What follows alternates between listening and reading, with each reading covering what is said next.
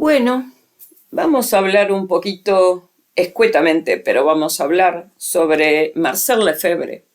Yo creí sinceramente y con la mano en el corazón que todo lo que he subido y todo lo que se ha escrito, no solo por mí, sino por otros que saben más que yo, sobre este tema y sobre este tipo, había quedado claro.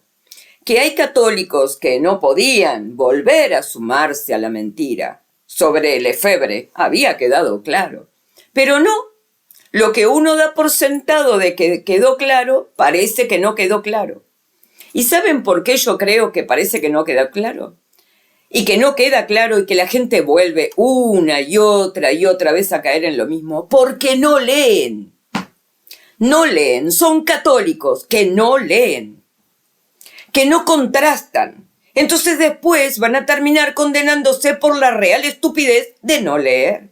Y disculpen que lo diga en estos términos, pero ya debería estar claro que no habiendo papa, no hay nada.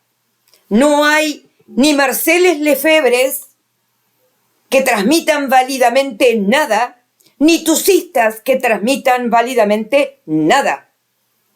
Y voy a justificar una vez más, y espero que lo lean después, por qué Marcel Lefebvre no solo no es ordenado, él, ni sacerdote válido, y menos por tanto consagrado obispo, de lo cual ya ni siquiera importa, sino por qué no transmite él válidamente nada. Y a ver si queda claro, Lefebvre no transmite nada, no transmitió nada, no pudo transmitir válidamente nada. ¿Saben por qué? Porque creó un rito nuevo. El tipo creó un rito de consagración de obispos nuevo. De los 3 poderes que debió transmitir válidamente si fuera él válidamente ordenado obispo. Si hubiera sido consagrado válidamente obispo, porque él era válidamente ordenado sacerdote y hubiera tenido la potestad de transmitir el poder que la Iglesia le otorgó. La Iglesia otorga 3 poderes a sus consagrados.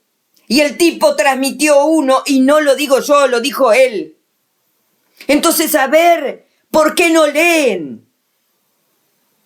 Después andan abrazando a Lefebvre. Católicos que abrazan a un hijo del anticristo. ¿Se puede creer cosa igual? Pero ¿cuál es el problema que tienen? Van y vienen, van y vienen, van y vienen. Cuando uno cree que pudieron entender que si no hay papa no hay nada, porque no hay autorización que un papa en vida pudiera dar, no, la liebre saltó y Satanás los agarra por la estupidez de creer que un tipo, no importa quién, que se hace un rito propio puede tener validez de orden. ¿Y eso a qué lleva? A que terminen escorando, ¿verdad? Se termine escorando fuera de la Iglesia Católica. Porque si Lefebvre tiene orden válida, quiere decir que hay misas válidas, ritos válidos. No, señores, no hay nada.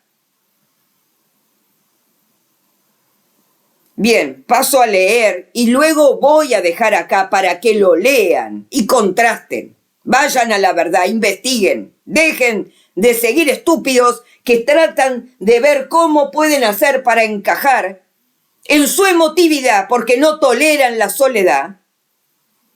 Cómo, a ver si de esa manera justifican su escoramiento lento que deriva en tener una misa que dice que los lefebristas son válidos, porque entonces hay algún sacerdote válido.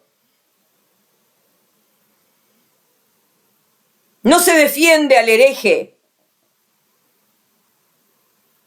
Y de Lefebvre está más que probado que fue un hereje. No importa qué es lo que pienses o quieras pensar.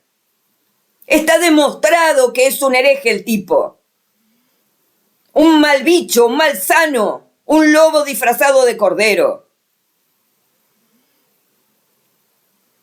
Que llamaba Padre Santo al anticristo Montini. Paso a leer acerca de este energúmeno.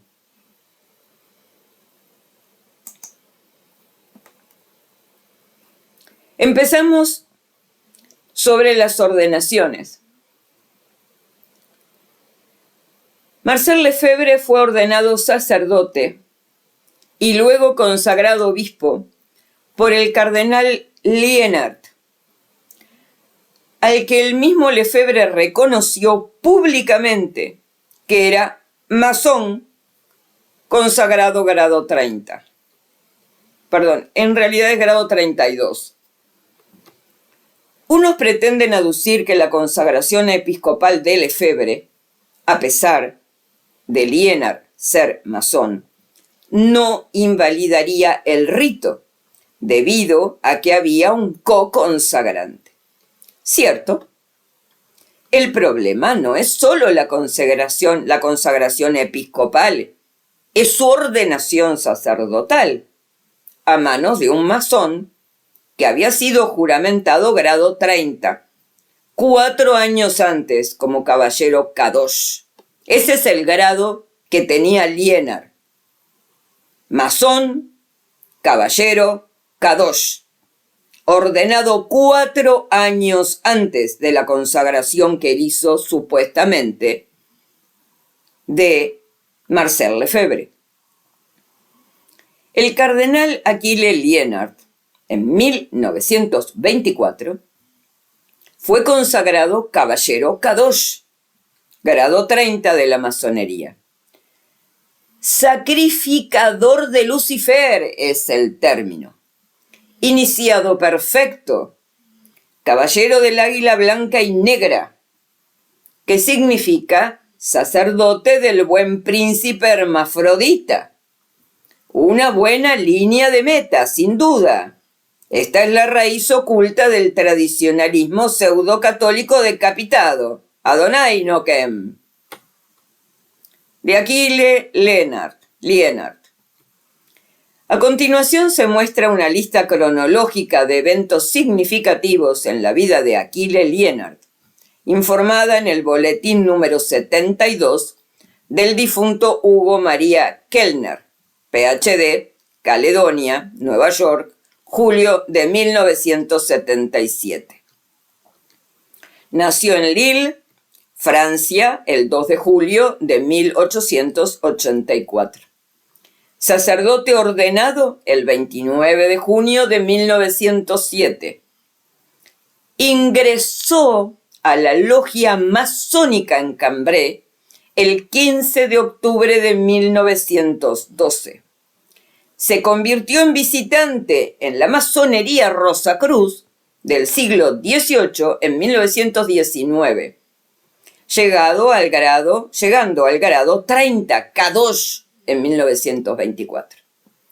Posteriormente fue consagrado obispo católico, el 12 de agosto de 1928, y creado cardenal por el Papa Pío XI, el 30 de junio de 1930. ¿Sabía el Papa que éste había sido ordenado años antes, caballero Kadosh? No, claro que no lo sabía.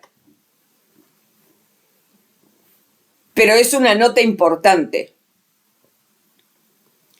Nota, entrecomillamos obispo, porque por bula, in eminente apostolatus specula del Papa Clemente XII, fechada el 28 de abril de 1738, que ya vimos más arriba, se condena con excomunión ipso facto, sin necesidad de declaración de la Iglesia, a los que han dado su nombre a sociedades masónicas, cuya absolución está reservada al sumo pontífice, salvo en artículo de muerte. lo que supone una irregularidad para recibir la plenitud del sacerdocio. Además de la duda positiva que recae sobre la intención interna de Lienard, lo que podría hacer no solo ilegítima, sino inválida la recepción del episcopado, y por lo tanto todos los sacramentos por él intentados, incluido el orden sacerdotal conferido a otros y el episcopado a terceros, como por ejemplo al tal Richard Williamson, en el caso de Ramiro Rivas y otros de la fraternidad supuesta San Pío X, consagrado obispo Lienard había sido miembro de la logia masónica y 4 años antes había alcanzado el grado 30, el de caballero Kadosh, el primer nivel en el que los iniciados son informados en detalle sobre los verdaderos objetivos de la masonería. Como ya se dijo, y de acuerdo con lo que Albert Pike, el pontífice supremo de la masonería universal de la época, admitió. Aquí tenemos para decir que por lo menos de los elementos necesarios e imprescindibles para que se efectúe lo que es el sacramento, se requiere de la intención válida. Esto es conforme a lo que la Iglesia quería y quiso hacer al transferir el mismo. Aquí se podría inferir, lógicamente, que la tal no existió de parte de Lienard al momento de ordenar sacerdote a Lefebvre. Ordenar sacerdote a Lefebvre. Pero tampoco al momento de haber sido él consagrado obispo, varios años después de haber sido consagrado masón, grado 30, Kadosh, en 1924. Y recién 4 años después consagrado obispo, el 12 de agosto de 1928. Y creado cardenal por el Papa Pío XI el 30 de junio de 1930. Acá lo que se está diciendo es que el propio Lienard, cuando fue ordenado en 1928, no habría dado su intención interna para la consagración, la recepción de los... ¿Por qué? Porque ordenado caballero Kadosh, su intención es destruir la Iglesia Católica, destruyendo el papado y la fe católica. Eso se presupone negativamente favorable a la recepción de cualquier sacramento que él pudiera recibir en grado de ordenación o consagración como católico, siendo 4 años antes que él se consagró a Lucifer para reventar la Iglesia. ¿Quedó claro? Pero sigamos.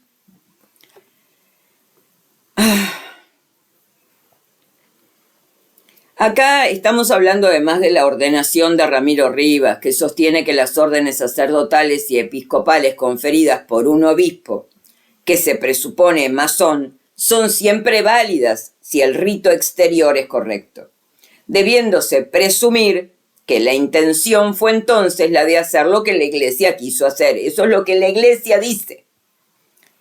Y que esgrime Rivas. Ahora bien, al menos en este punto, no parece ser necesariamente así, porque en el decreto del Santo Oficio del 7 de diciembre de 1690, esto se niega. En todo caso, aquí se debe presumir como válida la intención de todo masón, o bien probar que por lo menos debe presumirse como dudosa la tal por el juramento al que se liga un masón de los más altos grados, como es este caso, caballero Kadosh, grado 30, que incluye la destrucción de la Iglesia Católica y el papado.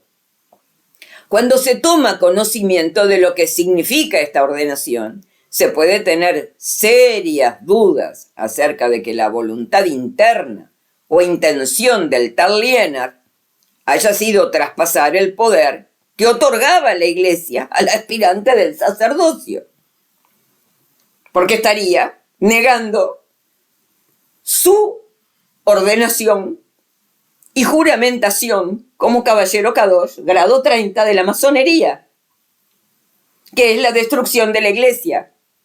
¿Querría él transmitir el poder que lo eliminaría a él? ¿O a lo que supuestamente estaría queriendo intentar como topo dentro de la iglesia? ¿O cómo creen que la destruyeron? En apariencia, claro está. La proposición anterior citada por este Ramiro Rivas, por ejemplo, es falsa y fue una proposición condenada. Errores de los jansenistas, condenados en el decreto del Santo Oficio del 7 de diciembre de 1690, Dessinger 1318-28.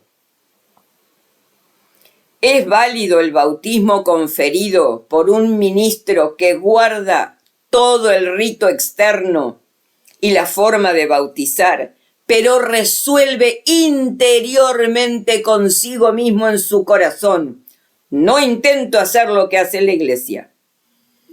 Esto está dicho como inválido, está condenada esa proposición. Otros motivos que hacen inválida e ilícita las órdenes y consagraciones de Marcel Lefebvre y todo su linaje.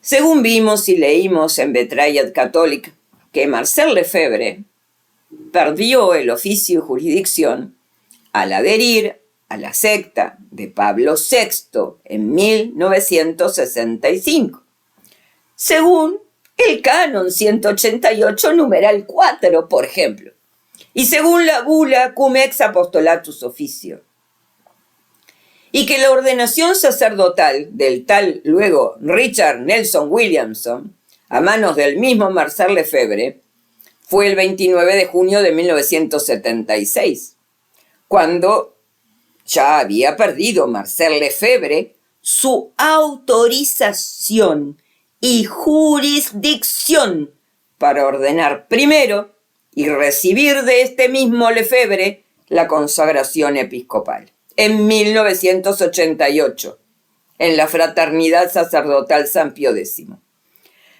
Lo hacen dentro de infamia de ley, por haber caído en los 3 delitos contra la fe, según el canon 2295, de la que solo puede salir bajo el proceso de abjuración, que es de exclusividad de la Santa Sede, o sea, el Papa, y siendo excomulgado él y todos sus consagrados, como dice el decreto del Santo Oficio del 9 de abril de 1951, así como la encíclica Ad Apostolorum Principis del año 1958, y siendo dicha consagración nula y sin efecto por usurpación de los poderes y jurisdicción del Papa, como dicen las actas apostólicas de 1946, en el numeral 3, que figura en las páginas 65 a 99, en la Constitución Vacantis Apostolica Sedis de 1945, dictada ex cátedra, siendo magisterio infalible. Dejo el link del documento para que lo lean. Aclarando tanto sobre la creación de un nuevo orden episcopal y sacerdotal a manos del señor Lefebvre. Estos son los reyes que recibirían de la bestia el poder para reinar solo por una hora, por escaso y limitado tiempo. Poder dado de la bestia, el anticristo Montini. Ambos, Lefebvre y Tuc, obtuvieron ese falso poder, dado por el mismo Montini, el anticristo profetizado. Salvo que no lo crean, claro está, y que estemos esperando, como tantos otros, todavía la llegada del anticristo, para destruir no se sabe qué, porque ya todo ha sido destruido.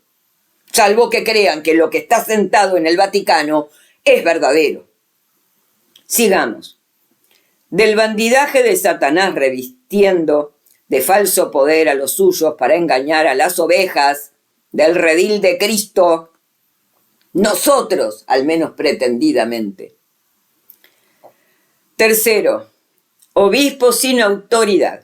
Intención sacramental válida del blog de Moimunan, Amor de la Verdad.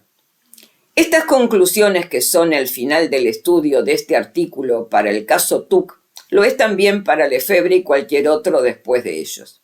Cito el artículo para que allí lo lean y contrasten. Nos dice el articulista: para agravar aún más la dudosa validez de muchos de los obispos católicos tradicionales de hoy, muchos de estos obispos enseñan que no poseen autoridad. De hecho, no es raro escucharlos declarar públicamente que sus poderes se limitan a proporcionar solo los sacramentos a los fieles. Pero más allá de eso, profesan que no tienen autoridad. Dicen que su única función episcopal reside en dispensar los sacramentos.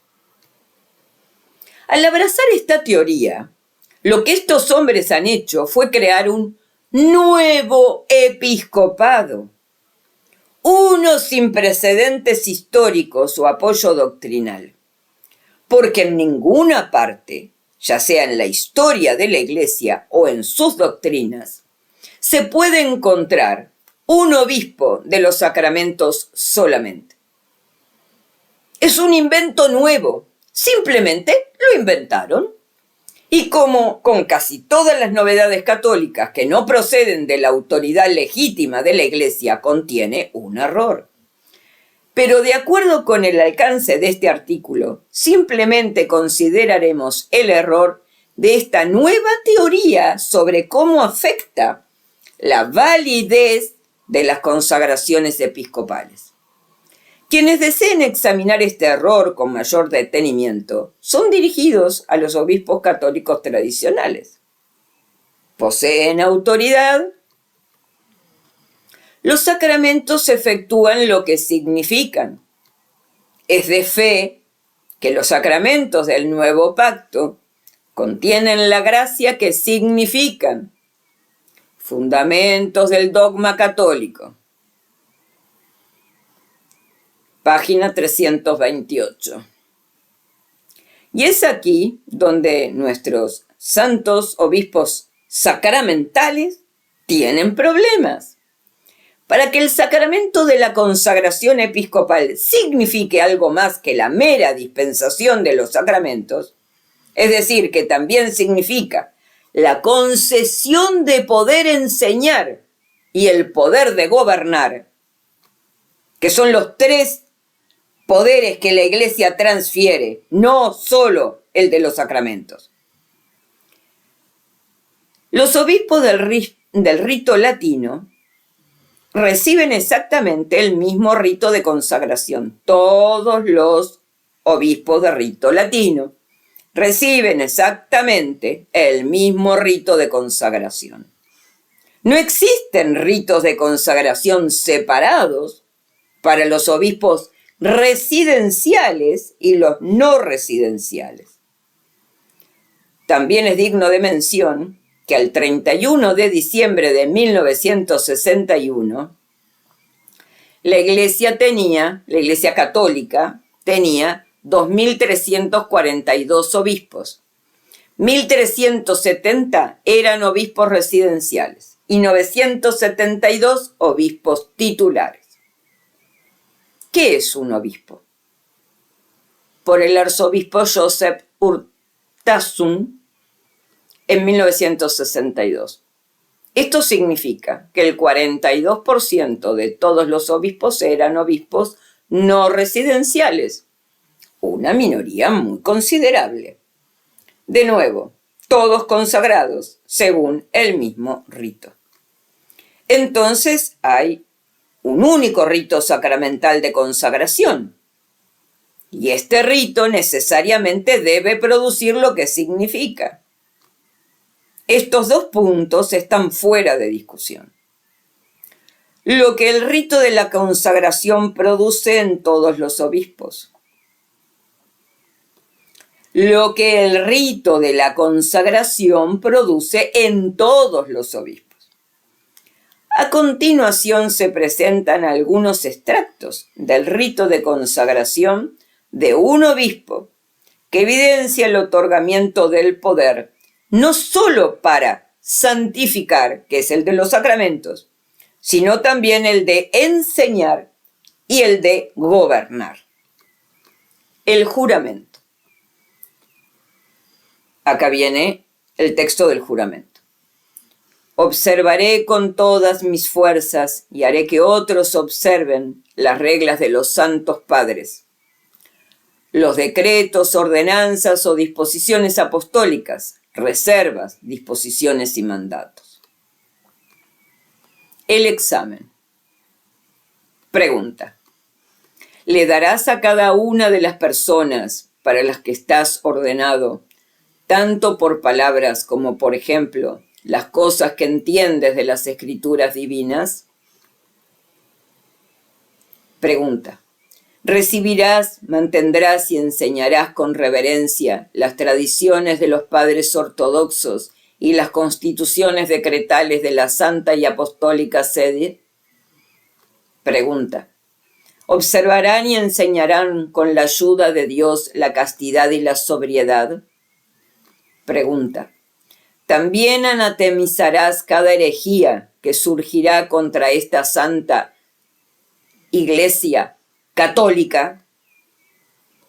Después de la consagración, el consagrador le dice al obispo electo: un obispo juzga, interpreta, consagra, ordena, ofrece, bautiza y confirma.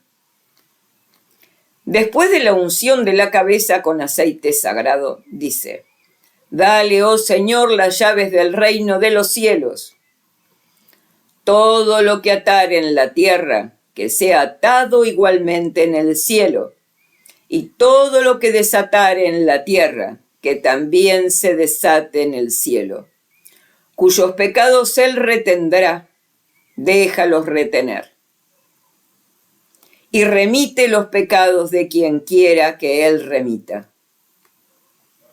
Que sea el servidor fiel y prudente a quien pusiste, oh Señor, sobre tu familia. Concédele, Señor, una silla episcopal para gobernar tu iglesia y las personas comprometidas con él. Sé su autoridad, sé su poder, sé su fuerza. Todo lo que ates en la tierra será atado también en el cielo, y todo lo que desates en la tierra será desatado también en el cielo. Esta expresión metafórica de atar y desatar indica el poder de hacer leyes, de juzgar y de castigar. Satis Cognitum, Papa León XIII, 1896. Bendición del personal pastoral o báculo. Oh Dios, que sostienes la debilidad humana, bendice a este personal y en la clemencia de tu bondad misericordiosa, opera eternamente de las maneras de este tu servidor lo que externamente designa. Entrega del personal pastoral o báculo. Recibir el personal de la oficina del pastoral, de modo que en la corrección de los vicios es posible que con amor intenso, que se pronuncia sin ira, suavizando las mentes de sus oyentes, mientras que las virtudes que fomentan, sin descuidar el rigor de la disciplina, a través del amor de tranquilidad. El báculo es un símbolo de autoridad y jurisdicción. Esta idea se expresa claramente en las palabras del pontificio romano con el que se presenta el bastón al obispo electo. Receta del Baculum Pastoralis, Pontificie en Romano 77, el pontifical romano. O sea, estamos diciendo todo lo que se debería decir. En aquel entonces, ¿no? Para ahora. Al colocar los evangelios sobre los hombros de un obispo recién consagrado, recibe el evangelio y predica a las personas comprometidas contigo.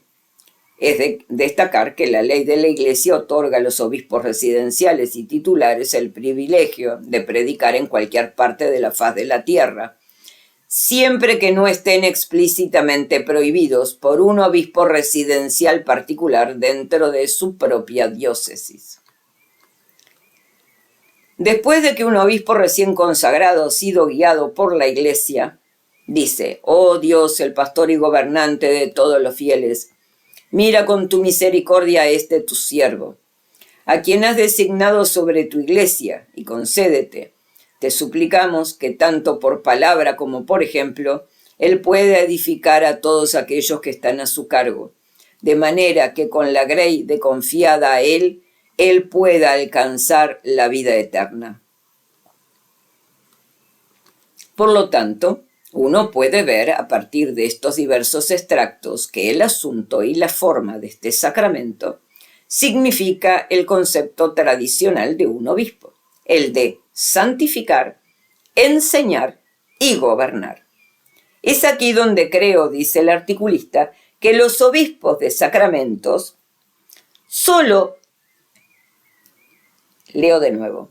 Es aquí donde creo que los obispos de sacramentos los que solo están transmitiendo el poder de santificar a través de los sacramentos, entran en conflicto con el requisito de la Iglesia de una intención sacramental válida, porque niegan que poseen algún poder para enseñar y gobernar, que son los otros dos poderes que la Iglesia transfiere. Intención sacramental. Ya hemos cubierto anteriormente en este artículo los requisitos mínimos de la Iglesia para una intención sacramental válida. La simple intención de hacer lo que hace la Iglesia. Este no es un obstáculo difícil de superar. De hecho, es un obstáculo tan bajo que uno ni siquiera tiene que saber cuál es la intención de la Iglesia con respecto a un sacramento en particular. Basta simplemente con la intención de hacer lo que la Iglesia hace al otorgar ese sacramento. Esto es todo lo que se requiere. Sin embargo, hacer lo que hace la Iglesia al conferir un sacramento significa hacerlo de acuerdo con la mente de la Iglesia. Eso es evidente por sí mismo. Si alguien intencionalmente hace algo diferente a la mente de la Iglesia, no puede afirmar que tiene la intención de hacer lo que hace la Iglesia. Ahora, la verdad teológica indiscutible de que los sacramentos significan la gracia que efectúan y efectúan la gracia que significan, según el Apostólica Cure de León XIII de 1896, nos obliga a concluir que el sacramento de la consagración episcopal, que significa el otorgamiento del poder enseñar y gobernar, en realidad otorga estos dos poderes. De lo contrario, no afectaría lo que significan. Por lo tanto, se deduce que todos los obispos católicos de rito latino debidamente consagrados poseen los tres poderes de santificar, de enseñar y de gobernar. La distinción entre poseer el poder y tener la autorización para ejercer el poder no es pertinente aquí, porque nuestros obispos de sacramentos solo o de solo sacramentos no solo niegan la autorización, sino que también niegan la posesión. Pero nuestros obispos de solo sacramentos no creen que este poder de gobernar y enseñar se aplique a ellos. Ellos abiertamente proclaman que no los poseen. Por lo tanto, es lógico que cuando confieren o reciben consagración episcopal, no tienen la intención de otorgar o recibir estos dos poderes. Esto pone en duda la suficiencia de su intención. La mente de la Iglesia es otorgar los tres poderes de santificar, enseñar y gobernar, como lo muestra claramente el sacramento de la consagración. La mente de nuestros obispos sacramentales, léase, lefebristas, es simplemente otorgar el poder de santificar, mientras se omiten los otros dos poderes, el de enseñanza y el de gobierno. Al hacerlo claramente, tienen la intención de algo diferente de lo que el rito mismo pretende. Si nuestros sacramentos solo los obispos adoptaran esta creencia después de sus respectivas consagraciones, no tendría ningún efecto sobre sus órdenes episcopales. Pero si el obispo que otorga este sacramento o el candidato que lo recibe creía en esta teoría en el momento de la consagración, su intención sería adversa o al menos incompleta. No estaría de conformidad con hacer lo que hace la Iglesia. Esto, por supuesto, haría que este sacramento, como mínimo, sea dudosamente válido. Cuarto, conclusión final en resumen.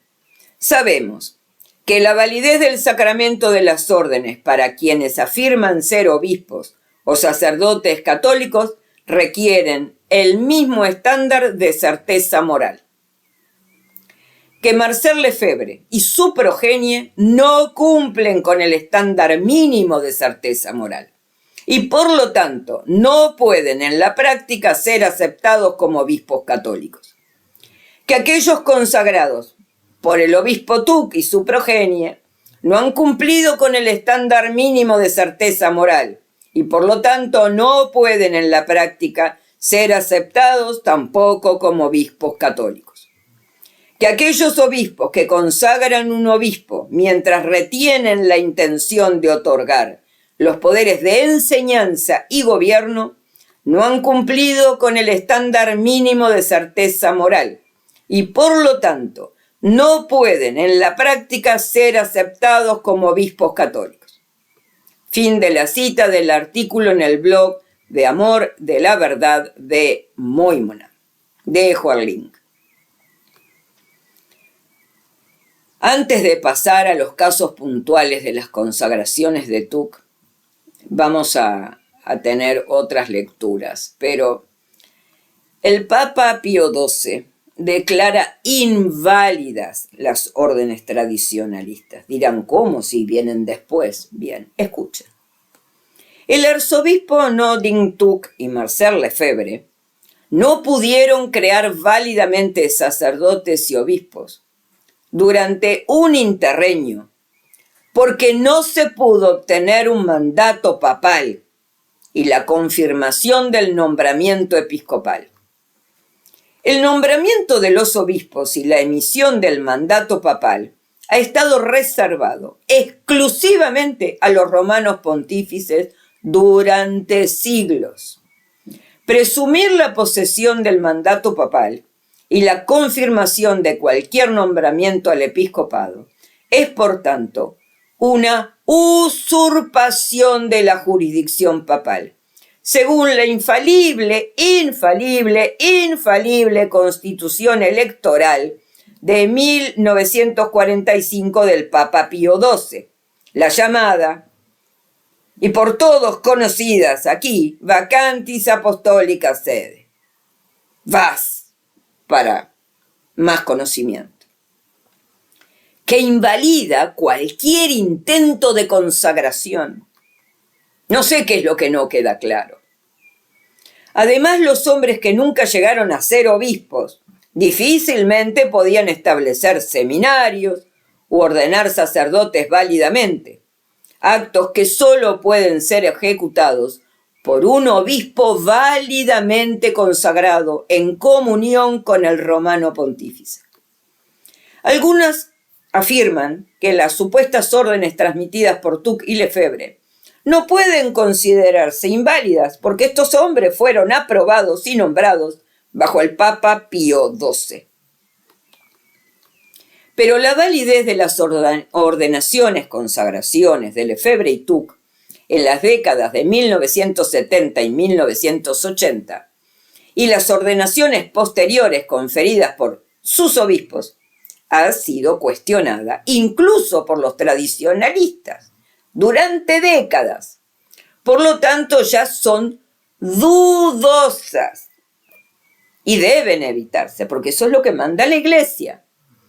Pero esto no es todo, porque al presumir la validez de estas ordenaciones y consagraciones, sin una decisión de la Santa Sede, los tradicionalistas usurpan la jurisdicción papal, porque solo el Papa puede determinar tal invalidez. Puede determinar tal validez. Por tanto, dicha presunción es nula, inválida y sin efecto. Por lo tanto, dicha presunción es nula, inválida y sin efecto. Vaz también invalida el ejercicio de cualquier orden recibida después de 1958, incluso por obispos aprobados bajo el Papa Pío XII, tal como lo han hecho los de las Cáritas del Papa Pío VI y otros decretos papales, debido a su adhesión al Novus Ordo y más tarde a las sectas tradicionalistas.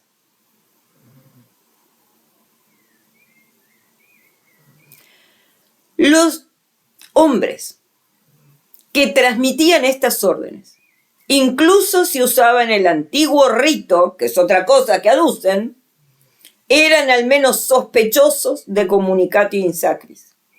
Y por lo tanto, se presumía que habían incurrido en esta censura, según el canon 2200.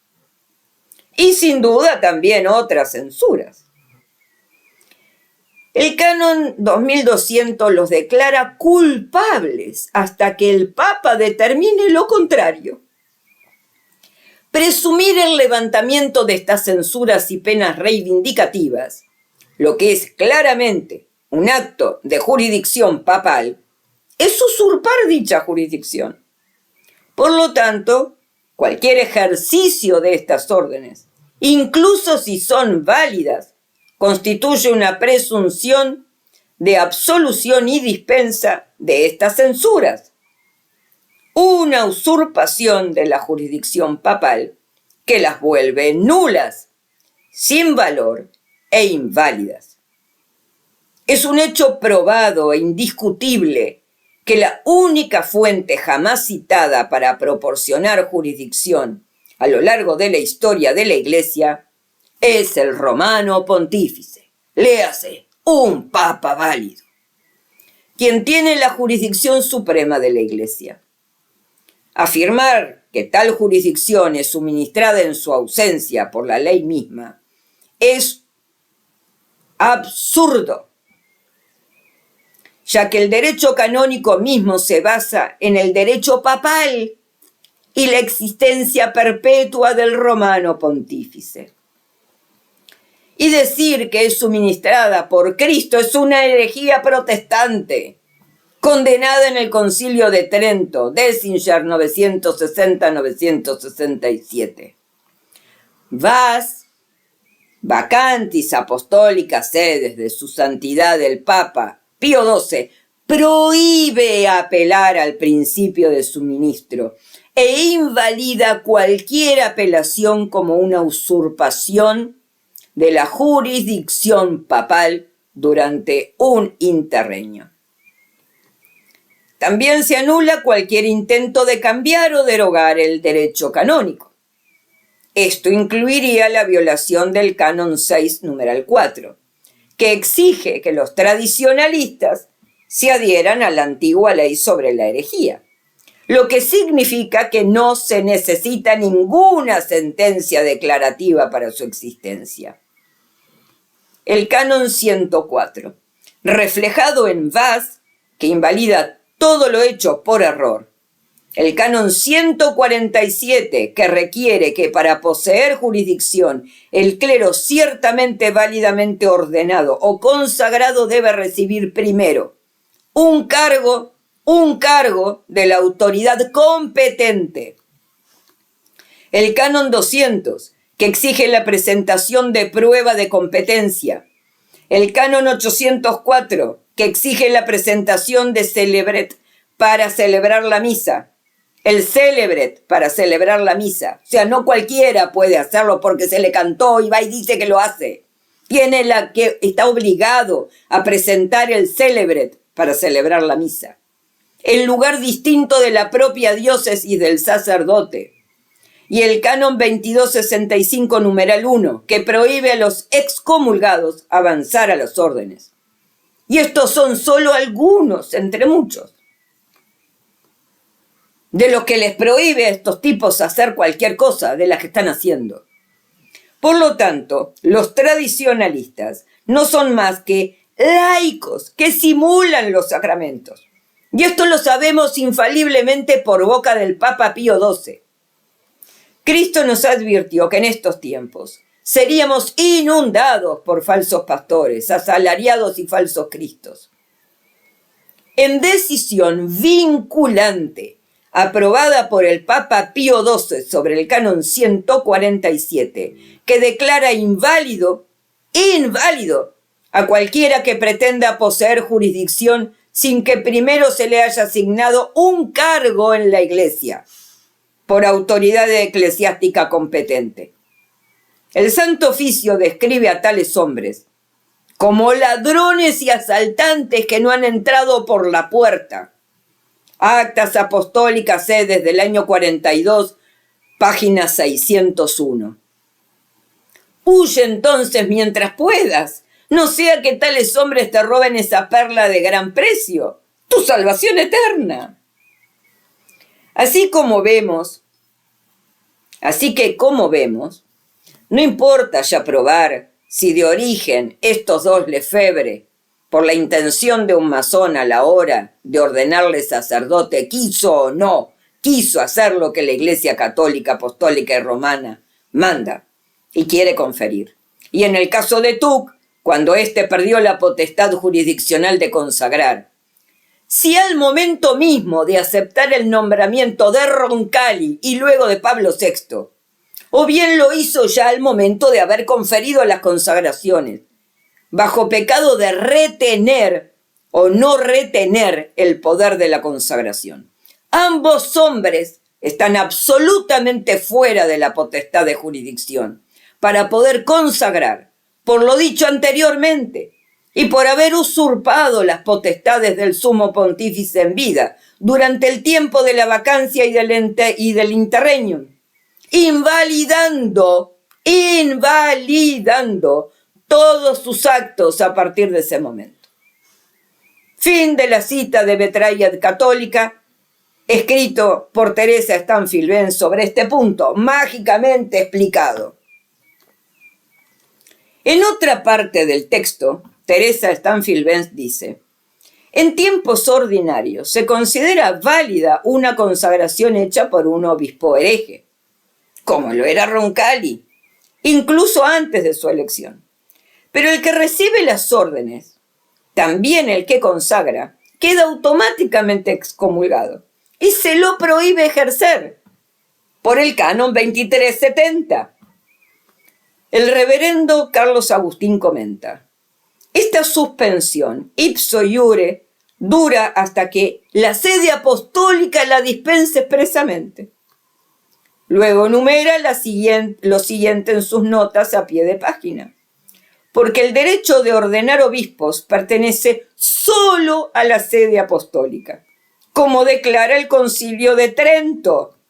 No puede ser asumido por ningún obispo metropolitano sin obligarnos a declarar cismáticos tanto a los que ordenan como a los que son ordenados, invalidando así sus acciones futuras. Esta cita está tomada de la Caritas del Papa Pío VI.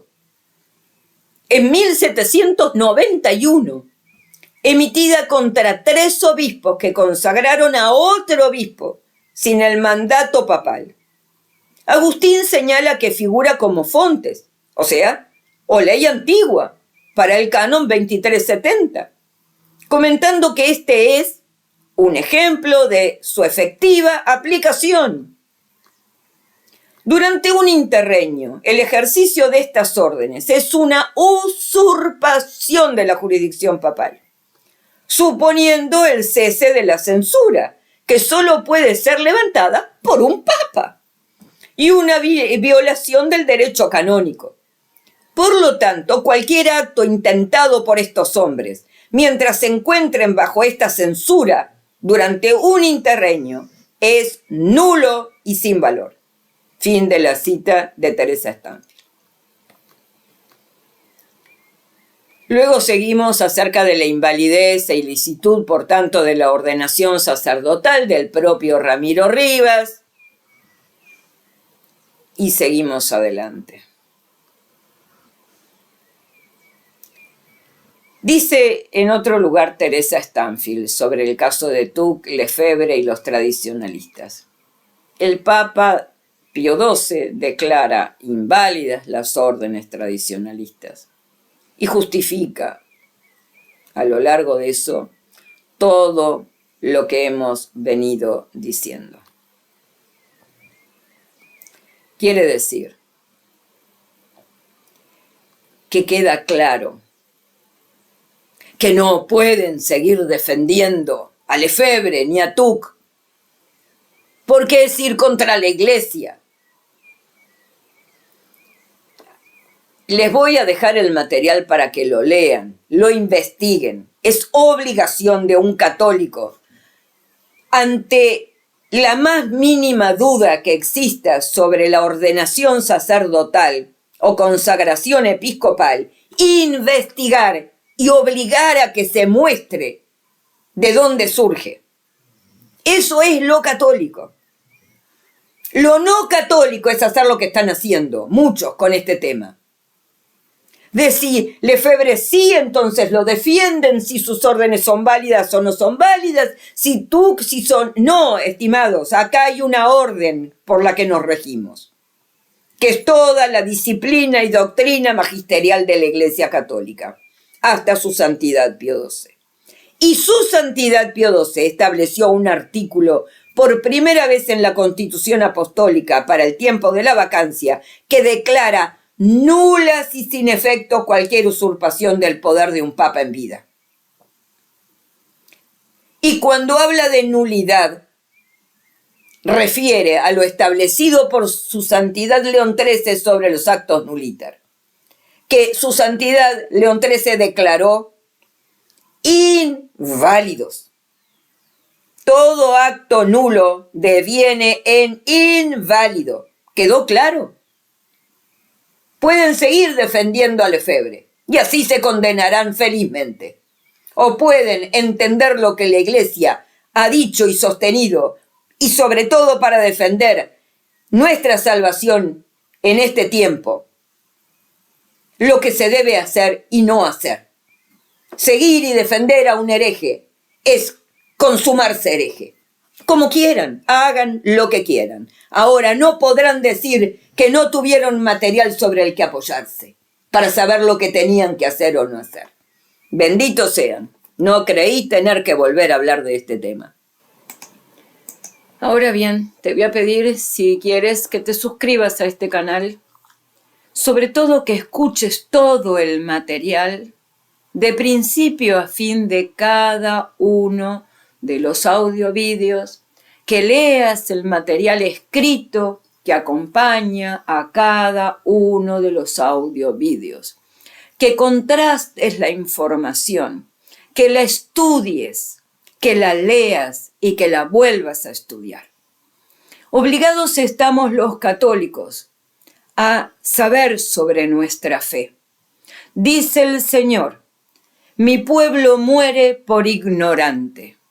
Muere, quiere decir, abraza la condenación eterna y muere en el infierno. Por ignorante, porque no conoce su fe. Todos nosotros, o la inmensa mayoría, estuvimos en este lugar del desconocimiento de la fe. Y por gracia inmerecida nos llega a través de otros en general, cierto conocimiento, pero que estamos obligados a investigar, que estamos obligados a contrastar.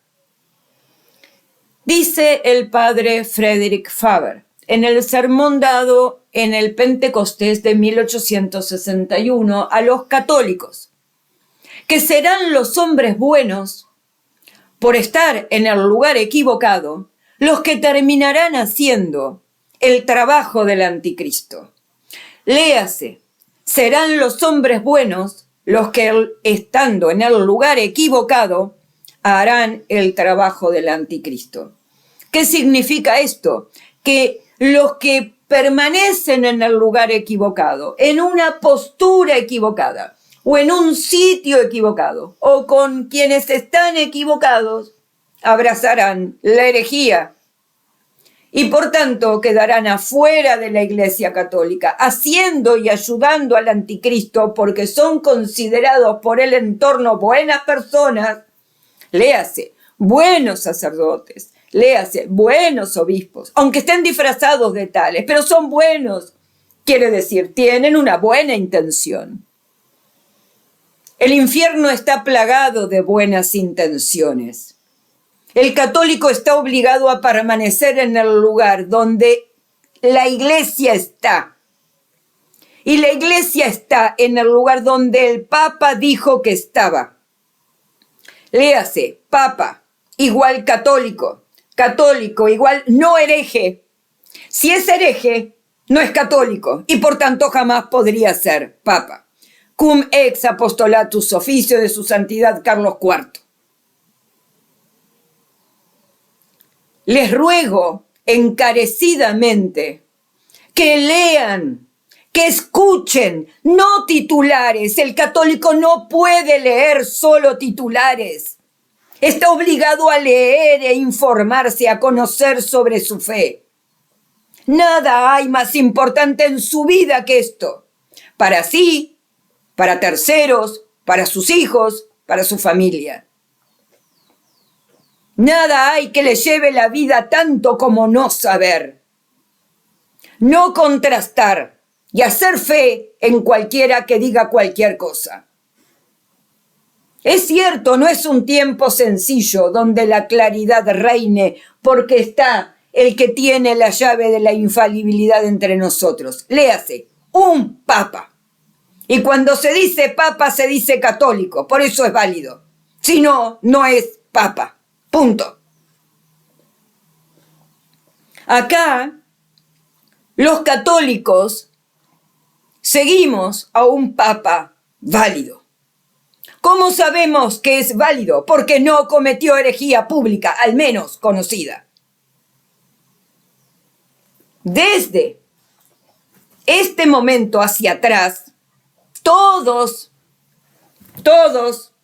han sido herejes, han enseñado públicamente la herejía, han escrito en sus encíclicas públicamente herejías. ¿Hasta dónde? Hasta su santidad Pío XII, al que no se conoce herejía alguna.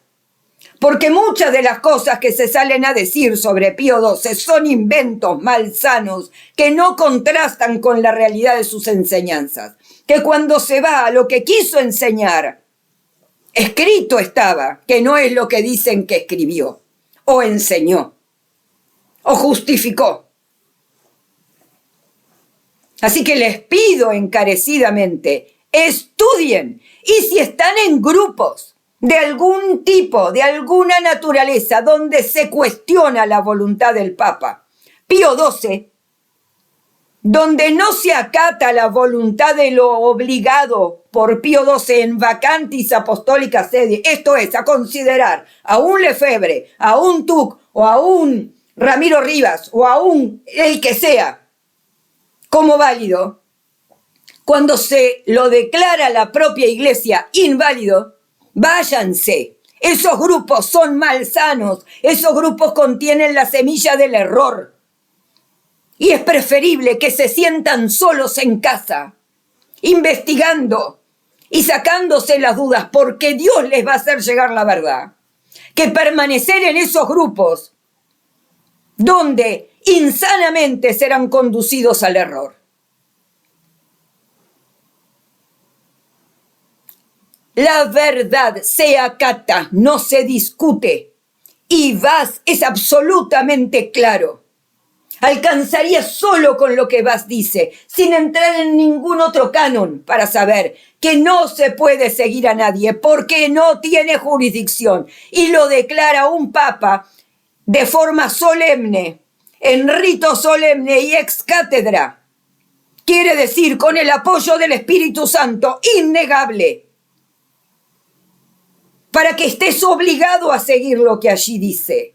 No a inventar y elucubraciones y que fulanito dice, que el otro sostiene y que el otro rebate. No, ninguno de nosotros puede rebatir eso.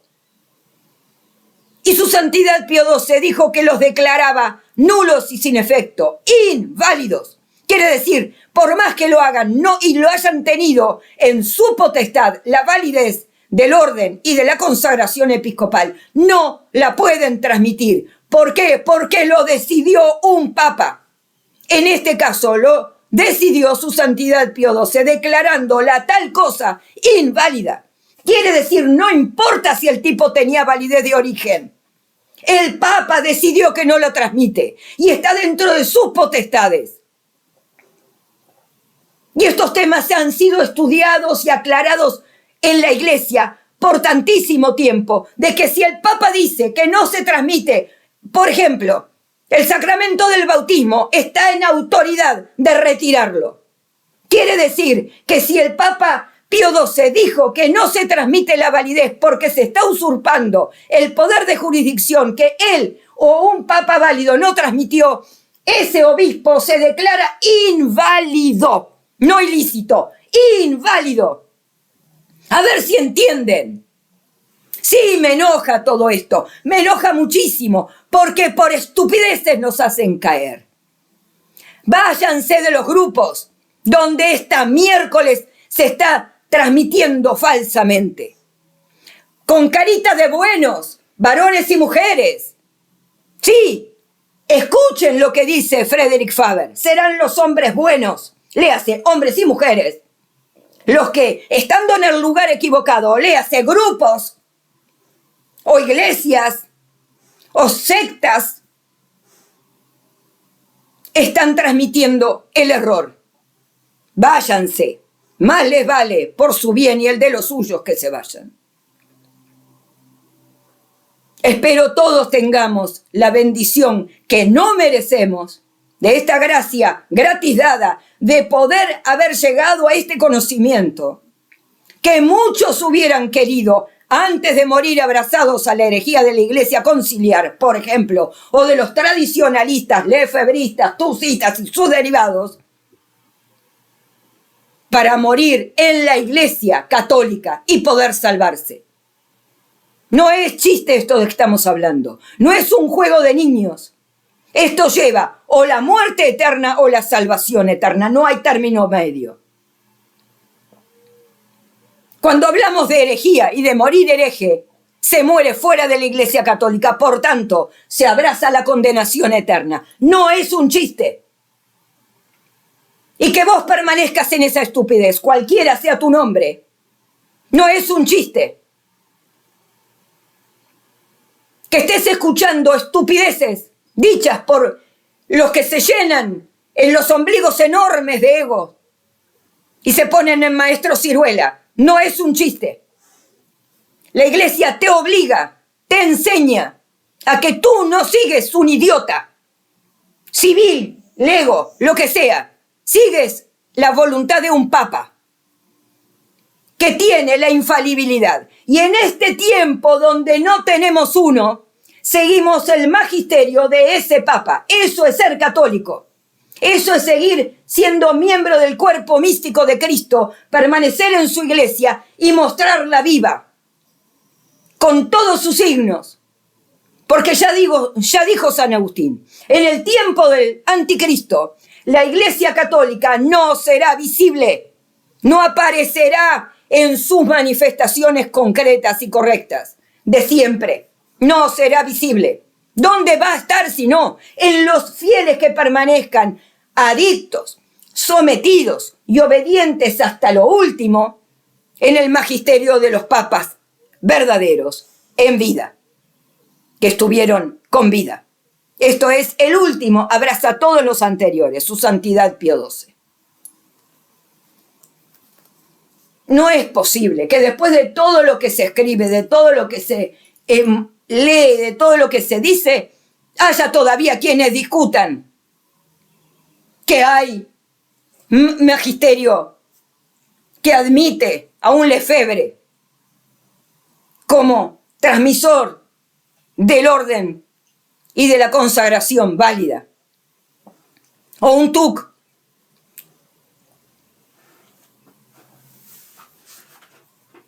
Acepten la soledad de este tiempo. Déjense de estupideces. Acepten la soledad de este tiempo.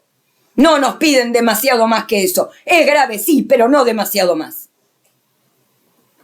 Que Dios nos bendiga y la Virgen nos sostenga como Reina y Señora que venció todas las herejías, que venza sobre nosotros las nuestras y nuestras estupideces.